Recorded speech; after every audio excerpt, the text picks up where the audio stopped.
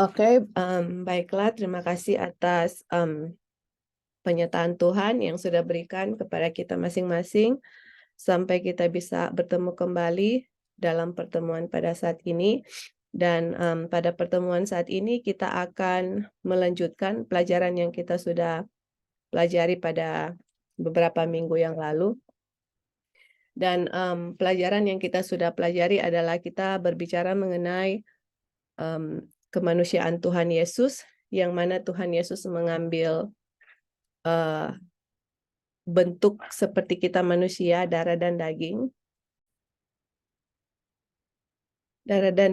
dan di dalam kemanusiaannya itu kita sudah belajar pada waktu lalu yang sama dengan kita, di mana dia memiliki kelemahan-kelemahan yang sudah diturunkan dari orang tua, dari nenek moyang, itu yang Tuhan Yesus miliki, dan kemudian kelemahan secara fisik dan juga kelemahan-kelemahan ya secara karakter yang sudah diturunkan. Dan Yesus mengambil daging sama seperti kita, dan Ellen White maupun A.T. Jones atau Wagner menyatakan bahwa dia bisa berdosa, mempunyai kecenderungan untuk jatuh sama seperti kita. Tetapi waktu lalu kita sudah belajar bahwa dengan mengambil rupa seperti seorang manusia dan mempunyai kelemahan-kelemahan yang sudah diturunkan, Tuhan Yesus itu bisa menang terhadap dosa. Jadi kita punya pelajaran ini secara garis besarnya itu adalah berbicara mengenai the mind of Christ atau the mind of God. Nah, kita lihat di sini bahwa dalam pelajaran ini kita melihat ada dua mind ya, satu the mind of Satan atau natural mind atau carnal mind atau pikiran daging atau pikiran alami atau pikiran setan. Itu kalau kita memiliki pikiran alami atau natural mind atau carnal mind, kita itu tidak bisa menurut hukum Taurat. Tetapi Tuhan Yesus dalam kondisinya mengambil rupa manusia, daging manusia, dia mau memberikan pikirannya itu kepada kita. Jadi daging dan darah atau daging yang Yesus ambil, kemanusiaan yang Yesus ambil itu sama dengan kita. Tetapi kita lihat ada perbedaan di sini bahwa pikiran Tuhan Yesus itu tidak sama dengan pikiran manusia ya. Dengan kata lain, pikiran Yesus itu adalah dia tidak mengentertain atau tidak melayani akan dosa dalam pikirannya dan perbuatannya. Sedangkan kita manusia, kita melayani akan dosa di dalam pikiran dan perbuatan kita. Nah, itulah sebabnya untuk kita bisa menurut hukum Tuhan, harus ada pikiran Kristus di dalam kita. Nah, sekarang kita harus mengetahui kan sebenarnya apa sih dalam pikiran Yesus yang harus ada di dalam manusia supaya manusia itu bisa menurut akan hukum Taurat. Karena kalau mempunyai pikiran carnal mind, manusia itu tidak bisa menurut akan hukum Taurat. Seperti itu. Oke. Jadi yang kita pelajari selama ini, pikirannya Tuhan Yesus ini kita akan baca dalam Filipi 2 ayat 5 dan sampai 8. Dan ini pelajarannya adalah berjudul Kristus dibuat berada di bawah hukum. Atau kalau bahasa Indonesia, takluk terhadap hukum ya. Nah, jadi salah satu pelajaran yang kita harus mengerti mengenai pikirannya Tuhan Yesus itu adalah salah satu yang A.T. Jones dan Wagner kasih, yaitu Kristus berada atau dibuat berada di bawah hukum, dan apa artinya dan apa aplikasi untuk kita dan apa koneksinya dengan pekabaran The Third Angel's Message, pekabaran malaikat ketiga, yaitu pembenaran oleh iman. Oke, kita mulai. Kita baca di sini Filipi 2 ayat 5 sampai 8. Biarlah pikiran ini berada dalam kamu, yaitu juga dalam Yesus Kristus. Apa pikirannya ya yang Tuhan Yesus memberikan kepada kita? Ayat 6, yang mana dia dalam bentuk Tuhan tidak menganggap sebagai satu perampokan untuk sesama dengan Tuhan, tetapi membuat dirinya itu tidak ada reputasi dan mengambil terhadap dirinya itu bentuk sebagai hamba dan dibuat seperti dalam bentuk manusia. Oke? Jadi Tuhan Yesus itu, dia itu sama dengan Bapa, dia itu dalam bentuk Tuhan, tapi dia itu mengosongkan dirinya, mengambil bentuk hamba, dan dia itu sama dengan kita ya, manusia, was made in the likeness of man, sama. Dan kemudian waktu dia mengambil dalam bentuk manusia, dia merendahkan diri dan menurut sampai mati, bahkan mati di kayu salib. Nah, kita melihat ini adalah pikiran Yesus. Oke, pikiran Yesus itu adalah dia berada dalam posisi yang sangat tinggi, yang sangat equal ya, yang equal, sangat yang setara dengan Bapa. Kemudian dalam keadaan itu dia merendahkan diri. He humble himself. Enggak ada reputasi. Dia ambil bentuk seorang hamba dan menjadi sama seperti kita manusia. Dan dia itu menurut sampai mati. Oke, jadi ini adalah pikiran dari Tuhan Yesus. Dan pikiran ini Yesus mau kasih ke kita untuk menggantikan, menghancurkan akan pikiran daging atau carnal mind. Oke, jadi waktu kita mempelajari apa sebenarnya adalah pikiran Tuhan Yesus. Nah, kita lihat di sini adalah salah satu yang dibahas dalam pekabaran malaikat ketiga yang berbicara mengenai Filipi 2 ayat 5-8 itu adalah Tuhan Yesus dibuat atau was made under the law atau dibuat di bawah hukum atau dia takluk kepada hukum ya bahasa Indonesia. Nah, sekarang kita harus lihat apa artinya Tuhan Yesus dibuat di bawah hukum. Oke. Nah, sekarang sesudah kita baca Galati 2 ayat 5-8 yang mana Tuhan Yesus itu mengambil rupa kita sebagai manusia, ada tulisan Rasul Paulus ya yang mengatakan di Galati 4 ayat 4 yang ini kita akan bahas. Apa artinya pada waktu Tuhan Yesus itu mengambil rupa sebagai manusia? Oke. Ini terdapat di dalam Galati 4 ayat 4. Di dalam Galati 4 ayat 4 dibilang di sini pada waktu the fullness of time was come, jadi pada waktu genap pada waktunya, oke, Tuhan mengirim anaknya dibuat dari manusia atau keluar dari manusia atau dilahirkan dari manusia, bukan manusia ya, dari wanita, made of a woman, dilahirkan dari seorang wanita. Nah, untuk statement dibilang dilahirkan dari seorang wanita, itu ada pelajaran sendiri juga gitu. Apa artinya waktu Tuhan Yesus mengirim anaknya, dia dilahirkan dari wanita. Terus ini dia ya, waktu Tuhan mengirim anaknya itu harus di-made under the law, atau harus dibuat Yesus itu di bawah hukum. Oke? Nah, sekarang kita sekarang akan cari tahu ya, apa artinya pada waktu Tuhan Yesus itu made under the law atau dia dibuat dia itu takluk terhadap hukum. Nah, kita lihat di sini ada di Alkitab, kalau kalian mau lihat di Alkitab itu ada 12 ayat Alkitab, bukan 12 ayat, 12 statement atau kalimat yang kalian akan bisa pelajari bahwa itu berbicara mengenai under the law atau di bawah hukum. Jadi kenapa kita kasih ayat-ayatnya? Supaya kita bisa melihat dalam konteks ayat ini apa artinya di bawah hukum. Oke? Jadi ini ayat-ayatnya kita sudah siapkan. Kita nggak mau bahas satu-satu ayatnya, kita hanya mau kasih ayatnya supaya kita bisa lihat dan kalian bisa lihat sendiri juga apa artinya di bawah hukum. Tapi kita akan hanya bahas secara detail di Roma 6 ayat 14 dan seterusnya ya. Tapi kita akan kasih ayatnya itu yang mana ayat-ayat Alkitab yang berbicara di bawah hukum Taurat, yaitu terdapat di Roma 3 ayat 19, kemudian Roma 6 ayat 14 dan 15 yang akan kita bahas pada saat ini, 1 Korintus 9 ayat 20 dan 21. Nah, di 1 Korintus 9 ayat 20, itu kata under the law atau di bawah hukum itu ada 3 kali ya, dimention atau disebutkan.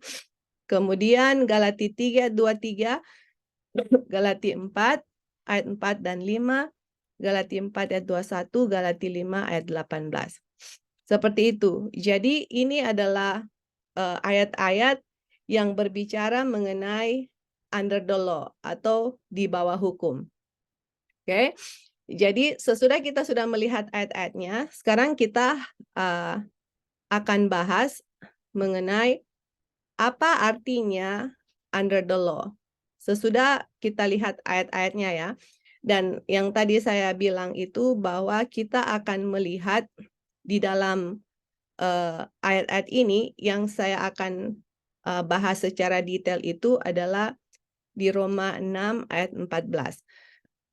Di Roma 6 ayat 14 ya. Jadi sekarang kita akan melihat apa artinya di bawah hukum, atau bahasa Indonesia apa artinya takluk terhadap hukum. Oke. Jadi sesudah saya kasih ayat-ayatnya apa yang berbicara mengenai under the law, kita harus cari tahu apa artinya di bawah hukum. Nah, yang tadi saya bilang kita akan bahas khusus ini ya, untuk mempelajari apa artinya di bawah hukum, kita akan bahas khusus di yang di Roma 6 ayat 14. Di sini ya, Roma 6 ayat 14. Oke. Jadi mari kita pelajari bersama-sama apa artinya di bawah hukum. Oke, kita lihat di sini. Di Roma 6 ayat 14. Karena dosa tidak shall not have dominion over you, karena dosa tidak akan menguasai kamu, karena kamu tidak berada di bawah hukum, tetapi di bawah kasih karunia. Oke, jadi teman-teman bisa lihat di sini, hanya di Roma 6 ayat 14, kita bisa ambil satu definisi. Oke, jadi di Roma 6 ayat 14, dibilang, halo Joy. Ya Bing. Boleh sebelum lanjut? Sepertinya belum. Oke, jadi dari Roma 6 ayat 14 yang kita sudah bahas itu, kita bisa mengambil satu definisi yang mana dibilang sin atau dosa tidak ada dominion atau tidak berkuasa, itu sama dengan kita itu tidak berada di bawah hukum, under the law. Hanya di Roma 6 ayat 14. Oke, dibilang sin shall not have dominion. Dosa tidak akan berkuasa. Dan itu sama dengan kondisi di mana not under the law atau tidak berada di bawah hukum. Berarti kalau kita bikin satu definisi yang lain, tetapi pengertiannya sama, ini ya, waktu sin have dominion atau waktu dosa itu ada berkuasa, itu berarti kita berada di kondisi under the law. Oke? Hanya di Roma 6 ayat 14. Berarti under the law atau di bawah hukum atau takluk terhadap hukum bahasa Indonesia, tapi saya mau pakai under the law aja ya, di bawah hukum. Kondisi seorang yang berada di bawah hukum berarti dosa itu have dominion atau menguasai dia. Seperti itu. Nah, kemudian kita lihat apa arti dari dosa itu. Nah, kita semua sudah tahu definisi dosa itu, ada beberapa ayat ya di Alkitab berbicara mengenai dosa, tapi kita ambil satu ayat yang di 1 Yohanes 3:4 dibilang setiap orang yang berdosa dia melanggar hukum, karena hukum adalah karena dosa adalah pelanggaran terhadap hukum. Jadi kalau kita mau coba hubungkan 1 Yohanes 3:4 dengan Roma 6 ayat 14 untuk mencari pengertian ya, apa sih artinya under the law? Jadi dibilang di sini, kan dibilang, kita coba ya ganti kata di atas terus bikin dia punya definisi di bawah. Kan dibilang dosa waktu kita berada di dalam kondisi di bawah hukum, itu dosa berkuasa terhadap kita. Nah, sekarang kita lihat dosa itu adalah pelanggaran hukum. Jadi kita bikin definisi baru ya. Oke, mudah-mudahan teman-teman bisa ikut kita punya kita punya puzzle-nya itu adalah kita mau coba membuat satu definisi dari ayat-ayat Alkitab.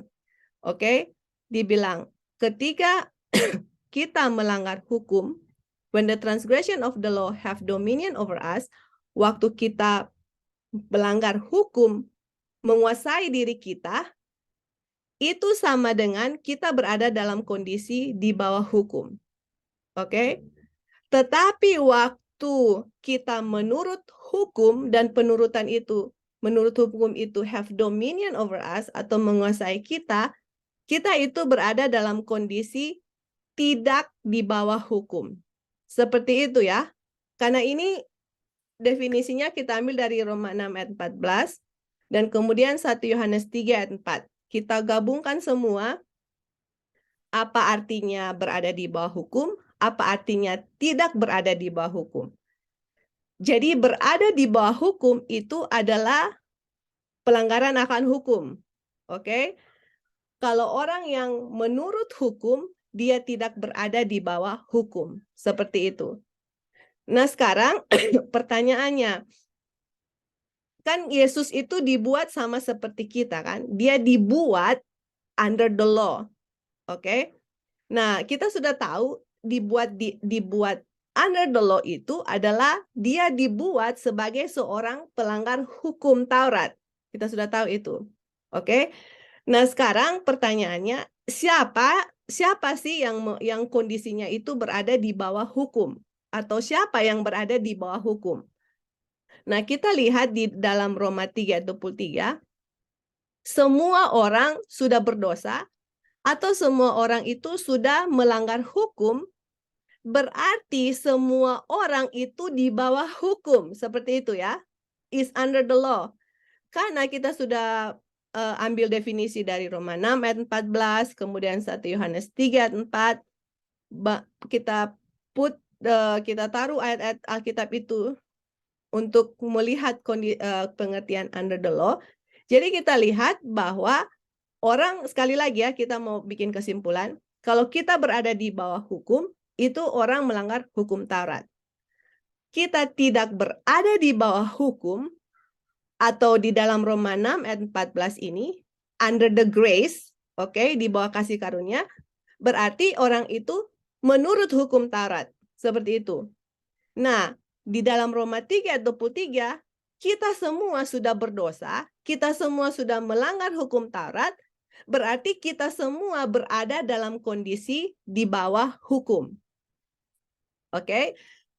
Kita berada dalam kondisi di bawah hukum. Nah, sekarang kita harus lihat apa konsekuensi dari orang yang berada di bawah hukum, dan pada waktu Tuhan Yesus mengambil bentuk manusia seperti kita, dia itu dibuat di bawah hukum, teman-teman. Oke? Jadi apa konsekuensi untuk seseorang di bawah hukum Taurat? Karena semua sudah melanggar hukum Taurat dan semua orang berada di bawah hukum. Seperti itu. Nah, sekarang kan tadi Roma 6 ayat 14 kan?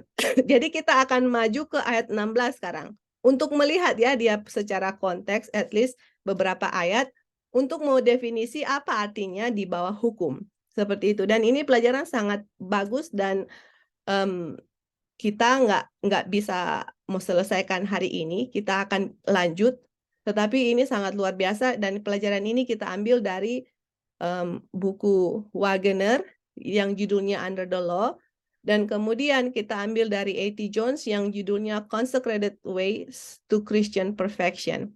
Dua buku itu kita combine untuk lihat apa sih artinya waktu Tuhan Yesus menjadi sama seperti kita manusia, terus dia dibuat di bawah hukum. Aduh, luar biasa teman-teman, sangat apa ya, sangat menyentuh hati dan sangat berterima kasih apa yang Tuhan Yesus ambil gitu. Waktu dia dibuat di bawah hukum. Sangat luar biasa, dan pengertian kita akan lebih sangat appreciate mengenai righteousness by faith. Oke, jadi kita lihat apa konsekuensi dari kondisi seseorang yang berada di bawah hukum. Nah, kita lihat sekarang, kita maju ke Roma 6 ayat 16 ya. Dibilang di sini, kamu tidak tahu bahwa kepada siapa kamu yield yourself atau menyerahkan kamu punya diri hamba untuk kamu turut, kamu menjadi hamba, his servants ye are to whom you obey. Jadi waktu saya menurut seseorang, saya itu adalah hambanya dia, gitu. Apakah saya mau jadi hamba dosa kepada kematian, atau apakah saya mau jadi hamba penurutan terhadap kebenaran? Jadi kita lihat di sini ya, ada dua. Jadi satu hamba dosa, kalau kita mau menurut kepada siapapun, jadi berarti kita ada master atau ada tuan. Satu, apakah saya mau jadi hamba dosa atau saya mau obedience. Tetapi di sini yang mau obey atau menurut, tapi di sini yang saya mau tekankan di sini bahwa pada waktu kita menyerahkan diri kita menjadi hamba untuk saya turut terhadap dosa di sini, waktu saya menjadi menurut terhadap kepada dosa itu dia bilang sin unto death. Jadi waktu kita melanggar akan hukum Taurat, oke, saya punya kondisi itu berada di bawah hukum kan, under the law. Setiap orang yang berada dalam kondisi under the law atau pelanggaran akan hukum Taurat, dia itu akan mati, teman-teman. Lihat di sini, di Roma 6 ayat 16. Oke, dia itu akan mati. Jadi, berada di bawah hukum itu, kondisinya itu harus mati. Oke? Siapa saja yang berada di bawah hukum, dia harus mati. Itu Roma 6 ayat 16. Sekarang dalam satu chapter yang sama, di Roma 6 ayat 23, dibilang, karena upah dosa atau upah dari orang yang berada di bawah hukum, karena dia melanggar hukum Taurat, dia itu akan mati ya teman-teman. Dia itu mati. Oke? Tunggu ya sebentar. Oke. Jadi kita lanjut. Jadi upah atau konsekuensi orang yang berada di bawah hukum Taurat, dia itu harus mati. Oke? Karena kematian ya, kematian adalah yang akan terjadi kepada orang yang berada di bawah hukum Taurat. Oke, teman-teman. Kemudian kita akan baca satu ayat. Satu ayat, kemudian kita bisa kasih teman-teman mungkin tanggapan. Jadi ada satu ayat yang A.T. Jones bawakan kepada kita atau berikan kepada kita, dan nanti kita baca ya, A.T. Jones punya keterangan. Di ayat itu berbicara mengenai orang yang berada di bawah hukum Taurat atau under the law, yang mempunyai konsekuensi orang yang berada di bawah hukum Taurat atau orang yang melanggar akan hukum Tuhan. Nah, teman-teman, ini satu hal yang saya dapati ya, kalau kalian mau coba lihat, saya anjurkan kalian lihat ayatnya. Ada satu kesalahan yang sangat besar, oke teman-teman, saya mau bilang, satu kesalahan yang sangat besar di dalam translate akan Alkitab bahasa Indonesia. Saya minta kalau bisa, kalau kalian ada, buka, kalian punya Alkitab, kemudian kita bandingkan di dalam bahasa Indonesia dengan bahasa Inggris. Nah, waktu kita lihat itu dan kemudian baca keterangan dari A.T. Jones mengenai ayat ini kesalahan sangat besar yang dibuat di dalam translate bahasa Indonesia ya. Mari kita baca bersama-sama, oke? Kita baca bersama-sama, kalian bisa compare bahasa Inggris dengan bahasa Indonesia. Nah, kenapa kita ke buku Sakarya? Karena kita harus melihat apa konsekuensi dari seseorang yang berada di bawah hukum Taurat. So far kita lihat orang yang berada di bawah hukum Taurat itu konsekuensinya itu adalah dia harus mati. Oke? Nah, kita lihat di Sakaria 5 ayat 1 sampai 4. Oke? Ini ya, kita baca, kalian sudah lihat bahasa Inggris sebelah kiri, bahasa Indonesia sebelah kanan. Oke, kita mulai ayat 1. Aku melayangkan mataku pula, maka aku melihat. Tampak sebuah gulungan kitab yang terbang. Oke, di Sakaria 5 ayat 1, dia punya translate, nggak oke, gitu ya. Jadi di situ, dia melayangkan mata, dia lihat ada sebuah apa? Gulungan kitab. Gulungan kitab itu lagi apa? Lagi terbang, flying roll. Kemudian ayat 2, berkatalah ia kepadaku, apa yang kamu lihat? Dan saya menjawab, aku melihat sebuah gulungan kitab yang terbang. Panjangnya 20 hasta, lebarnya 10 hasta. Oke, jadi pas ditanya, waktu kamu lihat, jadi dia bilang, oh saya lihat ada gulungan, oke, gulungan kitab yang terbang. Panjangnya 20 hasta, lebarnya 10 hasta. Kemudian ayat 3, nah, ini ya teman-teman, ini udah mulai di ayat 3 yang dia punya kesalahan yang saya lihat. Lalu di ayat 3 dia bilang, lalu ia berkata kepadaku, this is the curse, inilah curse ini teman-teman, kalau bahasa Indonesia di translate-nya inilah sumpah serapah. Bisa juga sumpah serapah, tapi yang tepat itu adalah kutuk ya. Kenapa? Karena saya menghubungkan dengan bahasa dari Galatia atau dari Rasul Paulus. Rasul Paulus mengenai curse itu adalah kutuk. Oke? Jadi di ayat 3 dia bilang, ini adalah kutuk yang keluar menimpa seluruh negeri. Oke? Atau dia bilang over the face of the whole earth. Bukan hanya seluruh negeri, tapi seluruh bumi ya teman-teman. Ini adalah kutuk yang keluar, yang menimpa seluruh bumi. Oke, jadi kita kasih di sini ya, the earth itu bumi. Apa kutuk yang keluar, yang menimpa ke seluruh bumi? Kita lihat. Sebab menurut kutuk, for everyone, oke. Sebab menurut sumpah serapah atau kutuk itu, ini dia ya. Karena setiap pencuri atau everyone that stealeth, oke, coba kalian lihat ya. Setiap pencuri atau setiap orang yang mencuri di sini, bahasa Inggris coba Kak teman-teman lihat. Everyone that stealeth shall be cut off as on this side according to it. Jadi setiap orang yang mencuri, translate yang sebenarnya adalah ini, dia akan dipotong, akan di-cut off, atau dipenggal, atau disingkirkan, seperti bagian yang ada di sini sesuai dengan hal itu. Itu dia punya terjemahan. Tapi kalau bahasa Indonesia, sebab setiap pencuri di sini masih bebas dari hukuman. Teman-teman, aduh, sorry, kita mau tanya, apakah kalian bisa lihat, kita lihat Alkitabnya, kita lihat di internet ya. Apakah kalau kalian buka, apakah sama nggak kalian punya translate di Alkitab?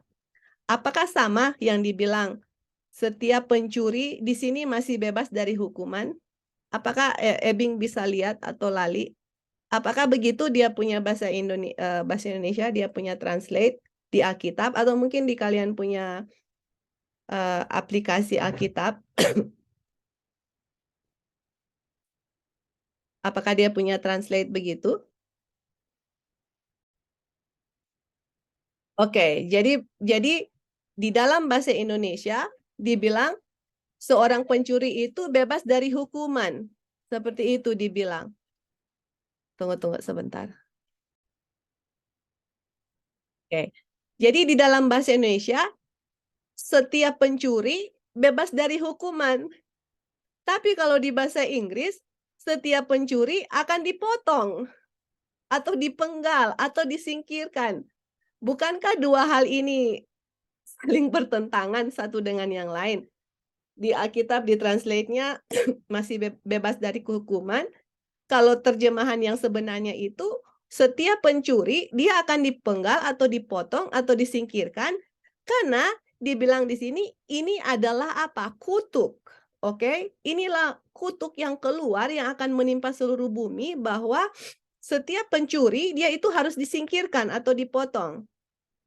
Seperti di bagian di sini sesuai dengan hal itu. Nah, kita akan pelajari apa artinya itu ya.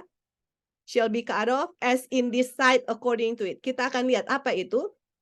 Dan kemudian seterusnya, dan setiap orang yang bersumpah palsu, di sini juga sama. Di sini juga masih bebas dari hukuman. Bahasa Indonesia. Tapi bahasa Inggris dia akan dipotong, dipenggal, atau disingkirkan karena bahasa Inggrisnya shall be cut off, seperti bagian di sana sesuai dengan hal itu. Jadi teman-teman, please kalian bisa cari, buka kalian punya Alkitab atau lihat di aplikasi yang ada di telepon atau di komputer. Ini dia punya translate. Nah, kalau kalian lihat translate-nya ini, bahasa Indonesia ini sama sekali salah, teman-teman. Sama sekali salah. Karena kalau di sini di Sakaria 5 ayat 3, orang pencuri bebas hukuman, orang yang bersumpah bebas hukuman. Sedangkan translate sebenarnya adalah seorang pencuri dan seorang bersumpah palsu, dia itu harus dihukum atau dia itu harus disingkirkan. Atau dia kena kutuk. Seperti itu.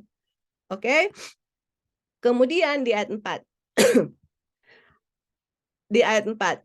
Aku telah menyuruhnya keluar, kata Tuhan, demikianlah firman Tuhan semesta alam, dan supaya and it shall enter. Nah, it di sini dan dibilang and it shall enter. It ini I will bring it forth. Nah, it ini di sini ini itu keluar itu adalah dia punya kutuk ya, teman-teman. Karena di ayat 2 ayat 3 ini adalah kutuk, kutuk yang keluar yang akan menimpa semua orang di seluruh bumi. Dia bilang, I will bring it forth. Tuhan bilang, saya akan mau kasih keluar itu kutuk, dan kutuk itu akan masuk ke dalam rumah pencuri, dan ke dalam rumah orang yang bersumpah palsu demi namaku. Oke? Dan kemudian supaya kutuk itu, and it ya, it shall remain. Kutuk itu akan berdiam di dalam rumah mereka, dan memusnahkannya, baik kayunya maupun batu-batunya. Teman-teman, jadi kita lihat di sini ya bahwa kutuk apa? Kutuk dari orang yang mencuri. Nah, sekarang kalau kita lihat mencuri, bagaimana kita tahu seseorang itu mencuri? Nah, itu adalah dia melanggar hukum karena di hukum itu dibilang kamu tidak boleh mencuri.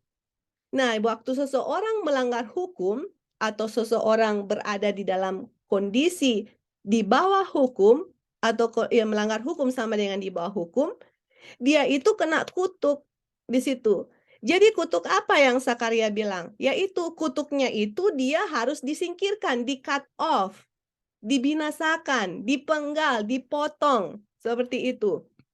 Dan dia bilang, Tuhan bilang, kalau seseorang mencuri, oke, atau bersumpah palsu, kutuk itu akan masuk ke rumahnya, dan kutuk itu akan berdiam di dalam rumah orang itu, dan dia akan tinggal di dalam rumah orang itu, dan dia akan memusnahkan baik kayunya maupun batu-batunya. Jadi istilahnya, semua di mana kutuk itu berada, mau di dalam rumah, rumahnya itu akan binasa, dan orang juga itu akan binasa. Seperti itu.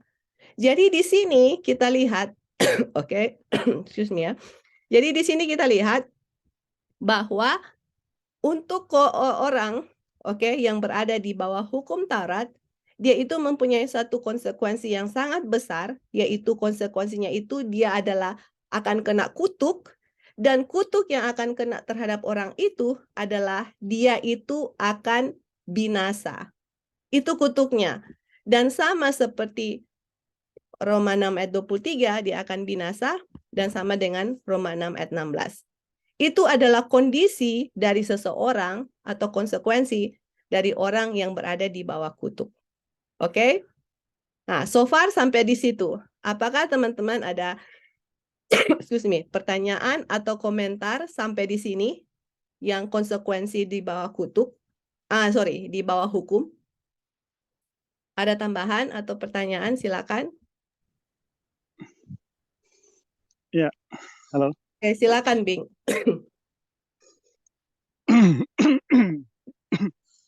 Ya, halo. Ya, silakan. Ya, mungkin untuk memahami konsekuensi dari kutuk ya, dari ayat ini, Ya. mungkin bisa dilihat dari pengalaman apa namanya, Korah, Datan, dan Abiram ya, di mana mereka dikutuk, dan rumahnya. Nah, betul sekali, that's right. Jadi mereka kena kutuk, ya, rumahnya tenggelam, mereka juga semua ya keluarga tenggelam di dalam tanah terbelah, Ya, ya. rumah dan keadaan mereka itu tenggelam dan ditelan oleh tanah. Betul, betul. Jadi seperti di cut off ya, dilenyapkan. Dilenyapkan. Dan peristiwa Korah, Datan, dan Abiram itu membantu kita untuk memahami ayat ini. That's right. Oke, itu aja, Joy. Oke, ya, thank you, Bing. Terima kasih atas tambahannya ya. Ya, jadi itu betul. Jadi selain cerita dari Korah, Datan, kita teringat akan satu peristiwa. Kan ini berbicara mengenai seisi rumah ya, rumahnya. Jadi kita ingat juga peristiwa mengenai waktu bangsa Mesir keluar dari, bangsa Israel keluar dari Mesir. Jadi kita lihat di situ bahwa orang yang tidak menurut akan perintah Tuhan, yaitu menaruh darah di depan pintu rumahnya, yang terjadi adalah anaknya itu akan mati ya. Dia punya anak yang sulung itu akan mati. Jadi kita lihat, excuse me, kutuk itu berada di dalam rumah itu ya. Tapi contoh yang paling tepat itu adalah Ebing ya, yang dia punya keluarga juga itu meninggal atau ditelan oleh bumi. Nah, yang di sini yang kita lihat bahwa setiap pelanggaran akan hukum Tuhan atau kutuk itu akan menghasilkan kematian, seperti itu ya. Jadi teman-teman, saya minta tolong ya, kalau kalian mau bahas mengenai ini, terus pergi ke buku Sakaria, kalau bisa ambil Alkitab bahasa Inggris, kemudian dibandingkan dengan bahasa Indonesia. Dan ini salah sekali ya teman-teman. Ini salah sekali dia punya translate, oke? Dan translate-nya itu bukan hanya salah sedikit, itu bertentangan ya. Karena yang satu berbicara mengenai dia bebas dari kutuk, tetapi yang satu berbicara dia harus dikutuk atau harus di cut off. Itu dua hal yang buat saya itu sangat berbeda dan sangat bertolak belakang. Kalau bahasa Inggrisnya atau translate-nya bahasa Indonesia hanya satu dua kata hilang atau yang tidak hasilnya atau meaningnya artinya itu tidak hilang, enggak apa-apa. Tapi kalau translate-nya sudah sangat bertentangan, waduh itu harus sangat di-clear-kan, karena ini Tuhan mau kasih tahu kepada kita apa kutuk dari orang yang melanggar hukum. Seperti itu. Karena di sini pencuri dia harus dipenggal. Nah, seperti itu. Dan orang yang bersumpah palsu dia harus dihukum. Harus dipenggal, harus dihukum, harus di cut off, harus disingkirkan. Seperti itu. Oke. Sebelum kita baca keterangan dari A.T. Jones mengenai Sakaria 5, bahasa Indonesia Sakaria, kalau di sini terbiasa Sakaria. Sakaria 5. Ada teman-teman lain lagi mau kasih tambahan atau pertanyaan, komentar? Oke. Mungkin belum ya. Kalau begitu kita lanjut. Oke. Nah, sekarang kita lihat ya.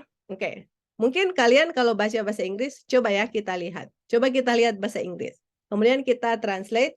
Dan kemudian kita lihat ini artinya apa sih, seperti itu. Saya juga nggak ngerti sampai kita baca buku A.T. Jones baru kita ngerti. Oke, Sakaria 5 ayat 3. Dan berkatalah ia kepadaku. Ini ya Tuhan ya. Ini adalah kutuk yang akan keluar pergi kepada seluruh permukaan bumi. Jadi kutuk ini berlaku ke semua orang dalam permukaan bumi ini. Karena setiap orang yang mencuri akan disingkirkan seperti on this side according to it. Jadi apa sih artinya orang yang mencuri akan disingkirkan seperti on this side according to it? Seperti dalam sisi di sini atau bagian di sini sesuai dengan hal itu. Kalau kalian baca ini seperti apa gitu. Sisi di mana gitu, seperti itu ya. Dan kemudian setiap orang yang bersumpah akan disingkirkan sebagaimana di bagian di sana sesuai dengan hal itu. Jadi ada dua bagian, oke? Kita lihat ada dua bagian. Satu bagian di sini, kalau bahasa Inggris this side, oke, kita kasih tanda ya supaya teman-teman bisa lihat warna purple atau warna ungu. Terus kemudian yang satu on that side. Satu di bagian yang lain atau merah muda, saya kasih tanda. Jadi ada dua, dibilang setiap orang yang mencuri akan disingkirkan atau dipotong atau dipenggal sebagaimana dalam bagian di sini sesuai dengan hal itu, dan setiap orang yang bersumpah akan disingkirkan atau di-cut off sebagaimana on that side, according sesuai dengan hal itu. Jadi ada this side, ada that side. Ada di bagian sini, ada di bagian sana. Oke. Apa sih yang lagi dibicarakan di sini? Oke, so far kita tahu di buku Sekaraya atau di buku Sakaria 5 berbicara mengenai kutuk yang akan tertimpa kepada orang yang satu mencuri, satu bersumpah palsu. Oke? Dan kutuk ini akan berdiam di dalam rumah orang itu, dan kutuk ini akan pergi ke seluruh bumi. Akan keluar menimpa seluruh bumi. Berarti semua orang menerima kutuk ini. Nah, kemudian orang yang mencuri ini akan disingkirkan sebagaimana yang di sebelah sana. Oke? Kalau bersumpah palsu akan disingkirkan sebagaimana yang di sebelah sini. Sebelah sini dan sana. Oke. Mari kita lihat apa artinya atau apa arti dari Sakaria 5. Oke, apa sih artinya di Sakaria 5 yang sedang dibicarakan? Kita baca ya kutipan dari A.T. Jones yang menerangkan ayat ini. Oke. Karena kita lagi berbicara apa artinya kondisi atau Yesus dibuat di bawah hukum, dan kita lihat orang yang berada di bawah hukum, mereka berada di bawah kutukan hukum itu sendiri, yaitu kematian. Dan kemudian kutukan yang disebutkan di buku Sakaria itu, orang yang mencuri atau orang yang melanggar hukum, dia harus disingkirkan, di-cut off, teman-teman. Harus dipotong, disingkirkan, dipenggal, seperti itu. Itu kata lain ya dari cut off. Oke, mari kita baca, teman-teman ya. Perhatikan di sini kita baca. Kemudian kita kasih dia punya apa di sini? Kita kecilin dulu. Nah, kita kasih dia punya gambar, oke? Supaya teman-teman bisa lihat mengenai the law of God atau hukum Tuhan. Mari kita baca, kemudian saya kasih dia punya gambar di bawah supaya kita bisa lihat, oke? Artinya, oke, ini artinya apa? Artinya yang A.T. Jones lagi mau terangkan adalah dia mau coba menerangkan kepada kita semua arti dari Sakaria 5 ayat 1 sampai 4. Apa sih artinya? Oke, ini artinya. Oke. Gulungan ini atau this roll yang tadi itu Sakaria lihat itu ada roll atau ada gulungan yang lagi terbang, oke? Ini ya, artinya gulungan ini atau gulungan yang terbang itu adalah hukum Tuhan atau hukum Allah. Jadi waktu Sakaria lihat itu penglihatan mengenai gulungan yang terbang itu, dia lagi lihat apa? Hukum Tuhan, oke? Satu perintah dikutip dari setiap loh batu. One commandment. Jadi ini ya yang Sakaria lihat ya. Satu perintah itu dikutip dari setiap loh batu. Ada perintah. Jadi kita lihat. Loh batu itu kan kita lihat hukum Tuhan itu ada dua ya. Dua loh batu kita sudah tahu. Satu loh batu sebelah kiri, satu loh batu sebelah kanan. Satu perintah dikutip dari setiap loh batu menunjukkan bahwa kedua loh hukum tersebut termasuk dalam gulungan. Oke, teman-teman, perhatikan ya supaya kita bisa ngerti. Waktu Sakaria lihat itu gulungan atau roll yang lagi terbang, itu adalah hukum Tuhan. Dalam hukum Tuhan itu ada 2 loh batu. Nah, kalian lihat di sini, Jo. Lihat aja di sini gambarnya. Kan ada 2 loh batu, the law of God. Satu sebelah kiri, satu sebelah kanan. Dan loh batu ini atau hukum Tuhan ini, inilah yang gulungan, the roll yang lagi terbang. Oke, yang Sakaria lihat. Kemudian di dalam gulungan roh batu itu menunjukkan bahwa kedua loh hukum tersebut termasuk dalam gulungan. Oke? Sudah ngerti ya? Jadi di dalam gulungan itu ada apa? Hukum Tuhan atau 2 loh batu yang adalah hukum Tuhan. Nah, sekarang kita akan melihat apa artinya. Ia bilang, oh, pencuri itu akan di-cut off sebagaimana on this side.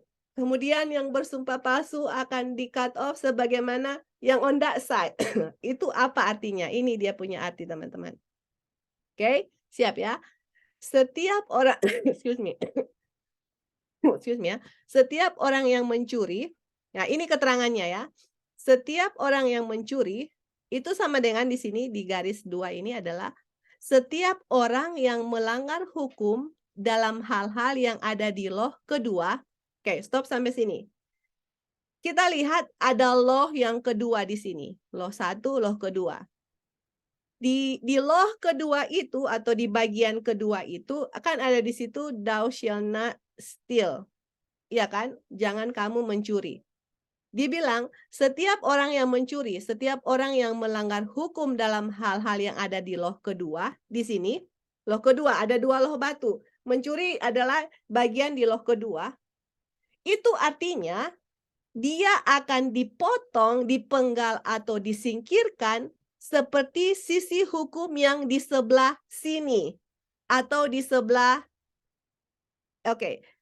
Kalau mencuri saya bilang aja di sebelah kanan, di bagian saya ya, saya lihat.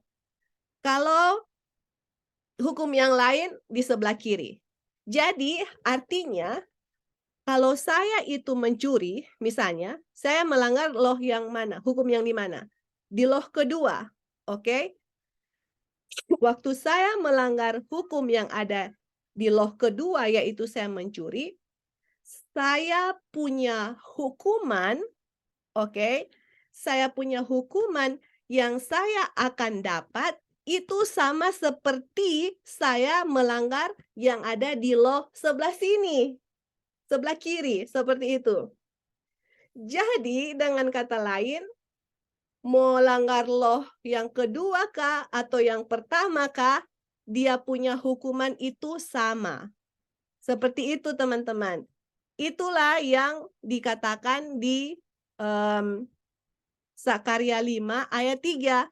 Setiap orang yang mencuri di sini akan dipenggal, dipotong, disingkirkan seperti di bagian di sini sesuai dengan hal itu. Jadi seperti bagian di sini itu adalah di loh yang satu, loh yang di sini gitu. Oke? Kemudian kita lanjut dan setiap orang yang bersumpah atau setiap orang yang melanggar dalam hal-hal dari loh yang pertama. Jadi di loh pertama itu ada orang yang bersumpah palsu. Oke? Dia melanggar loh yang pertama atau di sebelah kiri saya. Dia bilang harus dipotong atau dipenggal atau disingkirkan seperti pada sisi hukum yang di sebelah sana. Nah, itu artinya Sakaria 5 ayat 3, teman-teman. Di loh manapun kita langgar, mau loh sebelah kiri kah, mau loh batu sebelah kanan kah, mau hukum 1 kah, mau hukum 3 kah, mau hukum 10, it doesn't matter, tidak masalah. Semua orang yang melanggar hukum akan disingkirkan, akan dipotong. Entah dia melanggar loh sebelah kiri, atau melanggar loh sebelah kanan, atau loh batu kedua kah, atau loh batu pertama, tetap dia mendapat hukuman. Seperti itu. Itulah penjelasan di Sakaria 5 ayat 1-4. Kalau bahasa Indonesia dia punya translate, salah sekali, salah sekali. Di situ dia bilang orang bebas hukuman. Kalau di sini dibilang dia akan dihukum. Mau melanggar loh pertama kah, mau melanggar loh kedua kah, dia punya hukuman sama. Jadi misalnya ini ada 2 loh batu. Oke? Melanggar loh batu di sebelah kanan, Dia punya hukuman sama dengan orang melanggar law di sebelah kiri. Melanggar law di sebelah kiri, hukumannya sama dengan melanggar law di sebelah kanan. Sama.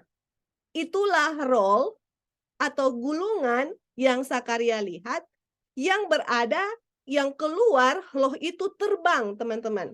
Loh itu terbang, dan loh itu berada di permukaan bumi ini. Berarti loh itu berada di permukaan bumi ini, berarti dengan kata lain, buku Sakaria ini, dengan teman-teman, kalau kalian mengerti apa yang Rasul Paulus tulis, kalian akan lihat bahwa Rasul Paulus itu sangat-sangat mengerti perjanjian lama. Dia sangat mengerti buku Sakaria. Kenapa? Karena tulisan Rasul Paulus di Roma 3:23, semua orang telah berdosa. Semua orang sudah melanggar hukum. Itulah yang Sakaria lagi bahas, di mana semua orang atau gulungan role ini berada di semua permukaan bumi ini, berarti kutuk ya, kutuk. Kutuk itu berada di permukaan bumi ini. Seperti itu.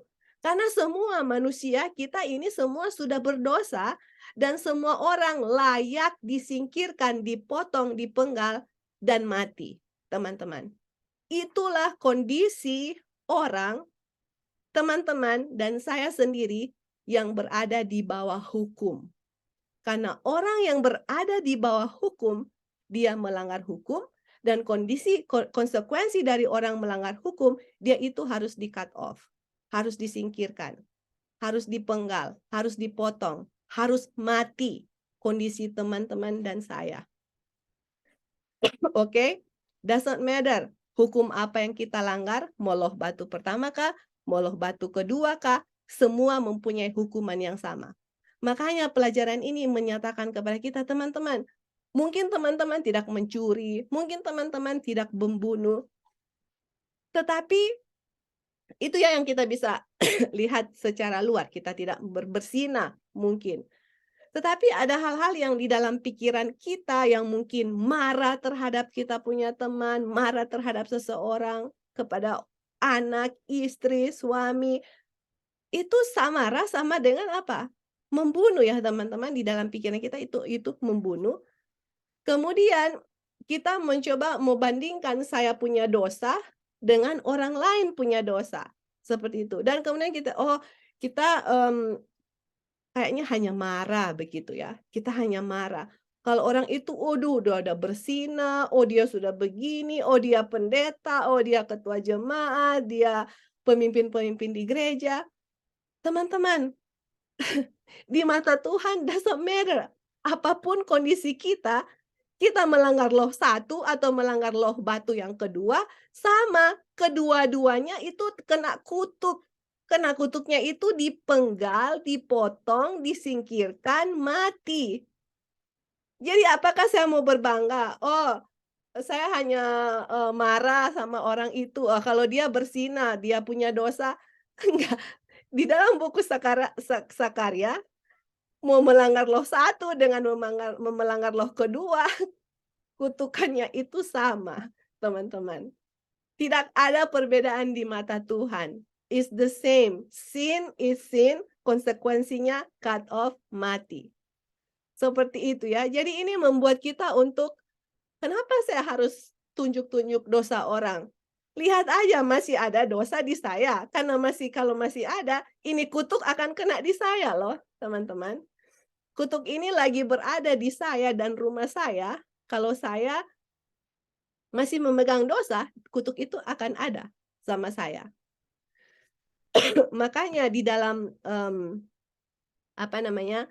Yakobus 2 ayat 10 juga menerangkan bahwa siapapun yang memelihara atau keep the whole law atau menurut semua hukum, tetapi melanggar satu saja, dia melanggar semua. Itu sama, dia punya prinsip.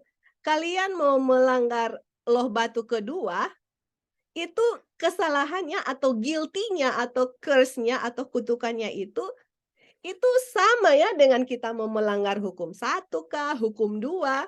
Jadi istilahnya kita melanggar satu, melanggar semua.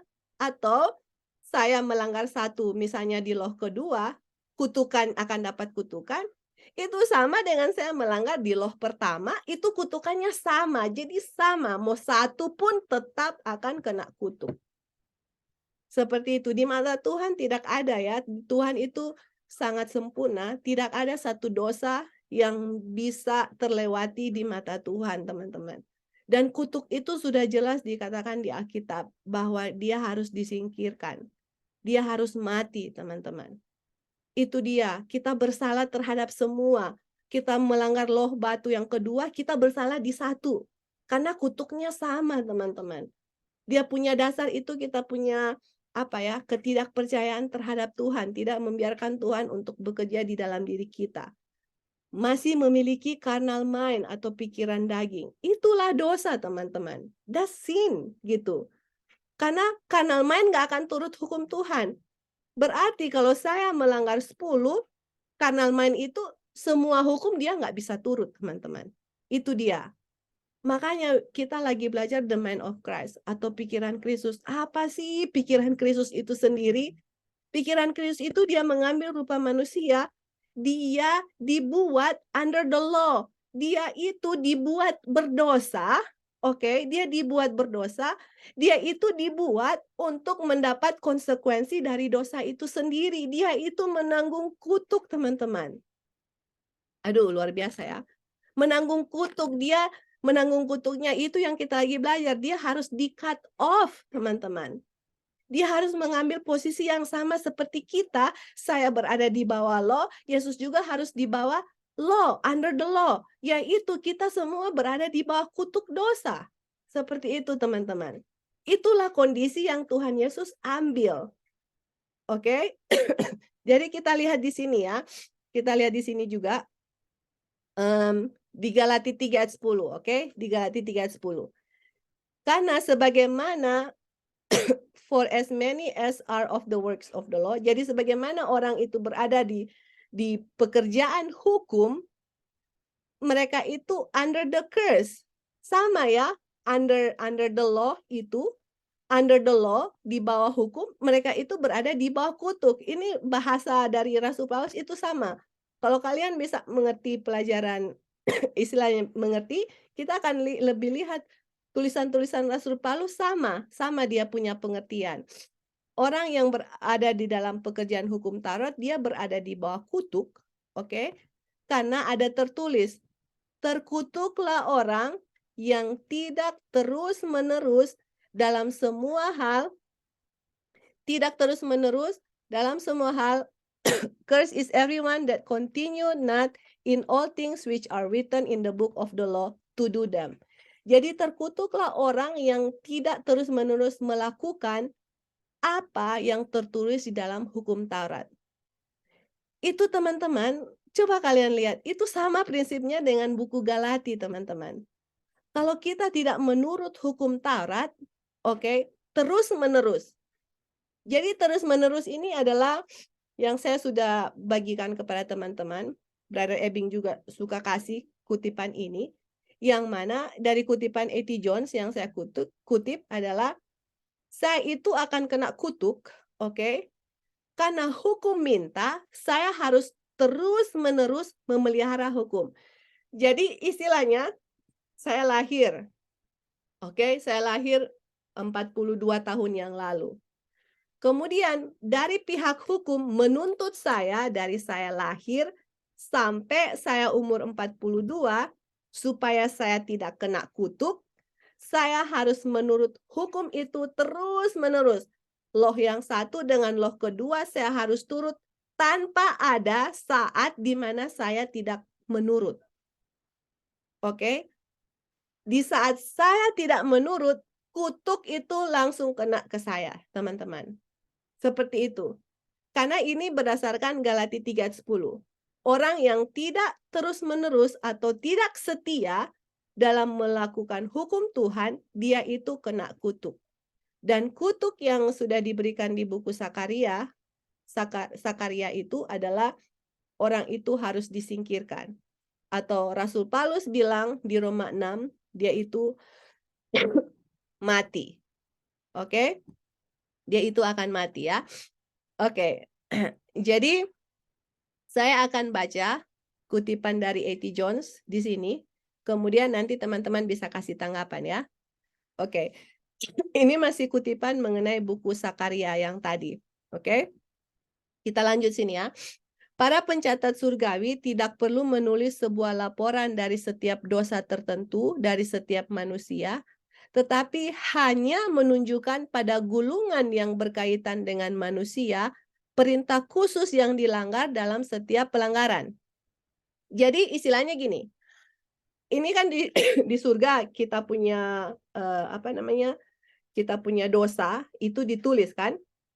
Jadi waktu dosa saya ditulis, itu yang mencatat saya punya dosa itu nggak perlu bikin satu misalnya laporan yang panjang seperti itu, dari setiap dosa tertentu, dari setiap manusia, tapi hanya menunjukkan pada gulungan yang berkaitan dengan manusia, perintah khusus yang dilanggar dalam.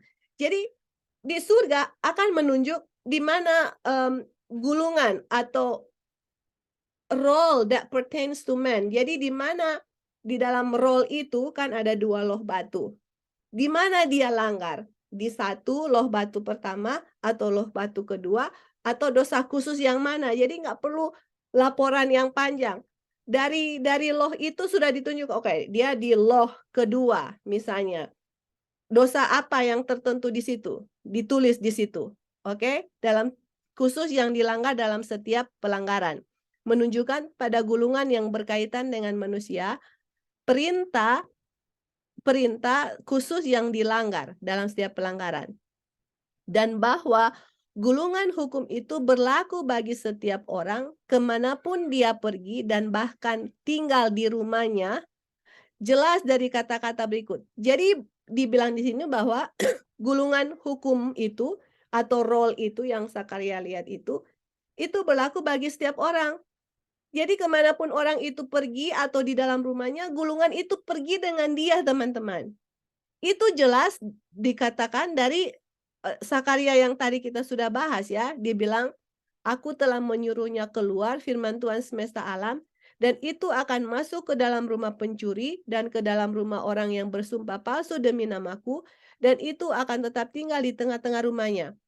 Jadi pada waktu kita melanggar role atau hukum Tuhan atau loh batu di situ, kan udah tahu ada loh batu pertama, ada loh batu kedua.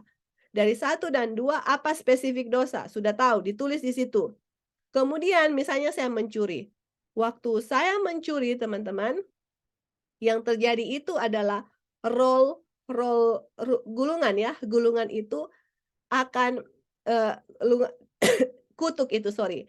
Kutuk itu waktu saya melanggar gulungan itu, kutuk itu akan masuk kepada setiap rumah pencuri dan rumah orang yang bersumpah palsu, dan kutuk itu akan tinggal di tengah-tengahnya, di tengah-tengah rumahnya. Excuse me. Dan kemudian di sini dibilang, dan kecuali penolong ditemukan atau remedy atau obat, kalau remedy ini kan obat atau penolong. Dan kecuali penolong ditemukan, kalau nggak ada obat, obat apa? Obat dari kutuk itu ya teman-teman.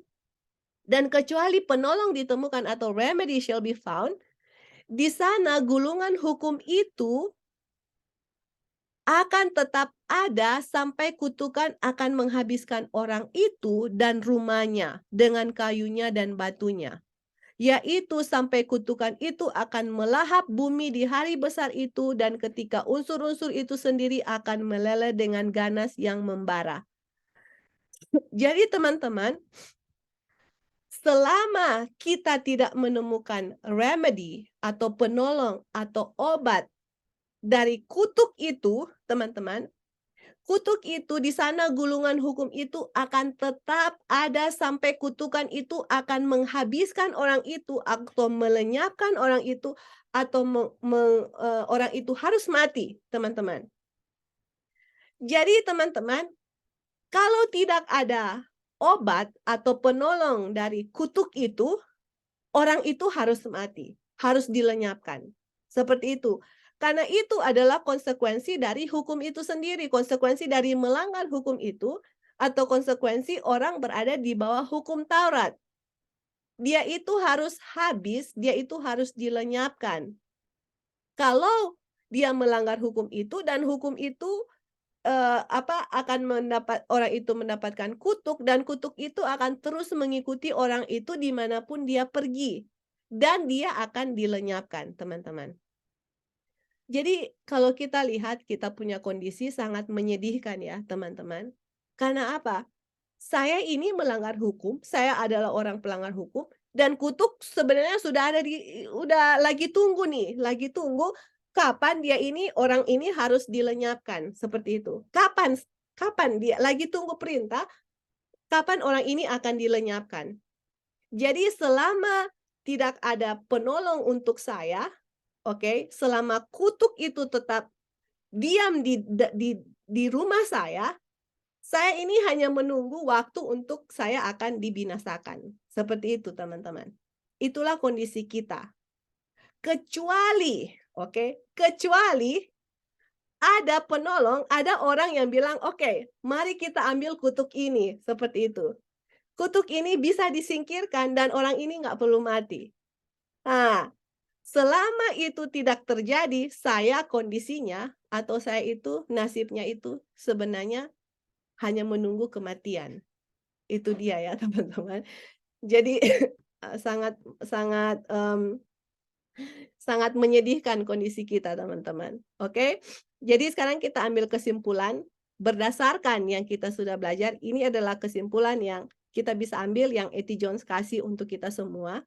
Di sini dia bilang, "To be under the law," atau untuk berada di bawah hukum, berarti kita itu bersalah, terhukum, dan tunduk pada kutukan. Nah, ini dia. Waktu saya berada di bawah hukum, saya ini melanggar hukum ya, itu saya bersalah. Waktu saya bersalah itu saya sudah terhukum dan saya harus tunduk pada kutukan itu. Kutukan yang mana? Kutukan yang sudah dijelaskan di buku Sakaria bahwa saya itu harus di-cut off. Itu saya berada di bawah hukum. Itulah kondisi seseorang yang berada di under the law. Karena ada tertulis, kita tahu bahwa apapun yang dikatakan oleh hukum, itu dikatakan kepada orang yang berada di bawah hukum. Jadi dimanapun saya punya lingkungan, saya berada di bawah hukum. Saya ini under the law, maksudnya saya ini hukum itu atau law itu menjangkau ya dalam setiap ruang lingkup manusia.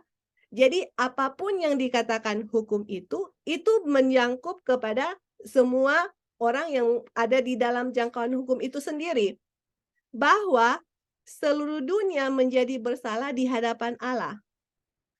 Jadi teman-teman kita lihat, kita ini semua bersalah, oke, di hadapan Allah. Saya berada di bawah hukum dan saya harus tunduk pada kutukan hukum itu sendiri, teman-teman. Ini karena semua orang telah berbuat dosa dan telah kehilangan kemuliaan Allah. Saya, semua orang yang berada di bawah permukaan bumi ini sudah berdosa dan setiap orang berada di bawah kutuk. Setiap orang berada under the law dan di bawah kutuk dan hanya menunggu kapan dia akan disingkirkan atau dibinasakan. Itulah kondisi teman-teman dan kondisi saya sendiri, kecuali ada penolong, teman-teman. Kalau tidak ada penolong, inilah saya punya kondisi dan teman-teman yang mana kita semua berdosa, kita punya kondisi di bawah hukum dan kita kena kutuk dan kutuknya itu akan melenyapkan kita, akan membinasakan kita, akan maut ya, kutuk itu maut. Oke, jadi sebelum kita lanjutkan untuk 2 ayat dan 1 kutipan, apa teman-teman ada tambahan di sini? Silakan.